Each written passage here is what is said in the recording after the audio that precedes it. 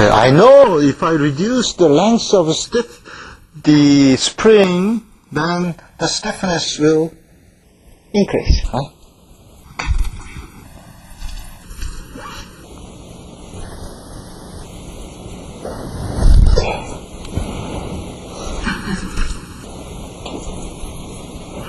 Okay, let me.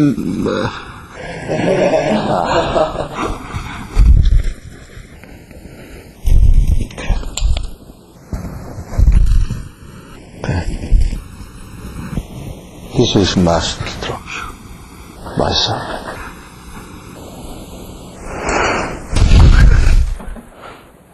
And I'm not moving, right? This is moving. So if I excite, and I'm not moving.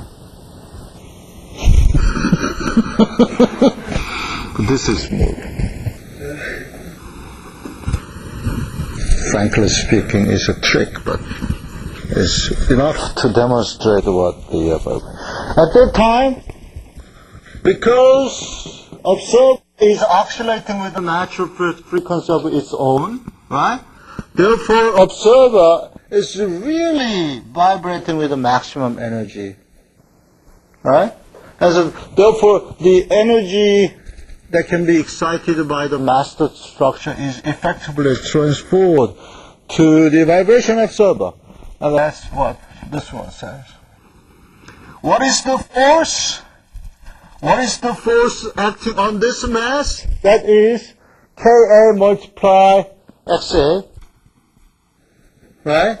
And that we found it turns out to be equal and opposite the force acting on this structure. Therefore, the force is cancelled out at omega equal to omega A.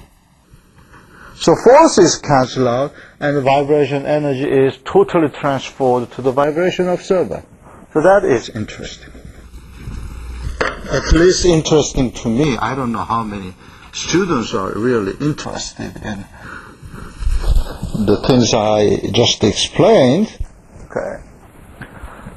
Okay. And I observed that many students brought the not vibration observer, but the observing the displacement of your eyes. I want the displacement of your eyes is positive, but somebody already used their vibration observer so that the magnitude of your eyes opening is reduced to 0. Amen. That is not what I likely you guys to have this lecture. Okay. Now let's see. Let's enjoy what we are learning today. Okay, we can make this 0. Then this is so complicated, right? This is so complicated. Then we would like to know what the best means or parameters that can really resolve the fundamental physics that are embedded in this graph or in this equation. Okay? What would be the best parameter? Okay, let's try to get a sort of normalized measure. So first, I'd like to introduce the static diffraction. So I want to divide this K. That means I have to multiply this K, or I want to divide this K.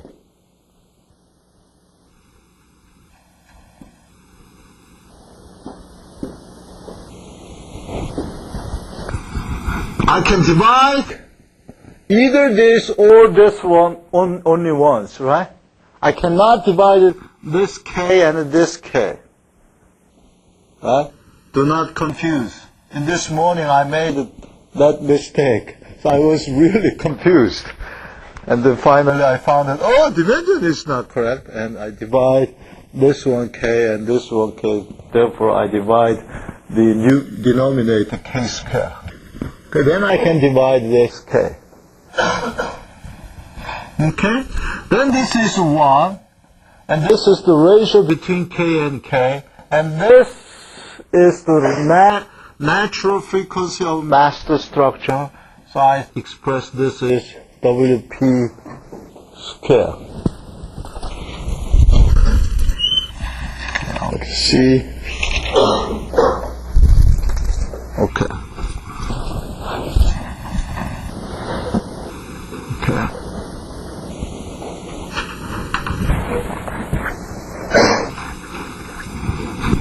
And then I want to normalize, I want to see this also in terms of natural frequency of a vibration observer, that is omega A square, and that is what? KA over, MA over KA. So that motivated us to divide both terms by KA. Right? So I'm dividing this by KA and KA. Now this turns out to be omega A square. And I'm dividing this KA. Okay. Then I have to divide this KA. Sorry.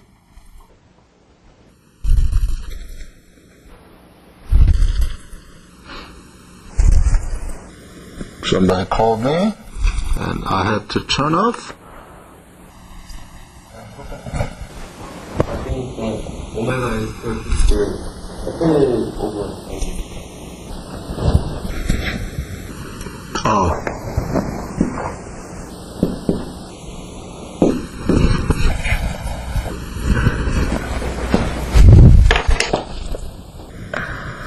It's easy to get money, right? If you concentrate. Okay, now we have this. So I have to divide this KA, and this is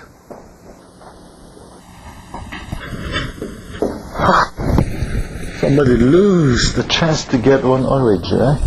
And this is 1 over omega.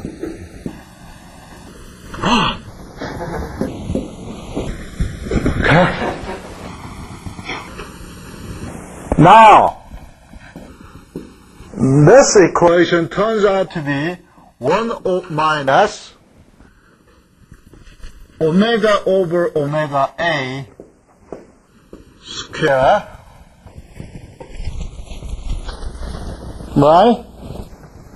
Divide by, this is 1, and Ka over K, that is the stiffness ratio. Okay? That is the stiffness ratio. Let's keep it, Ka over K. And minus omega over, now this is omega P square. And then I have 1 minus omega over omega A square.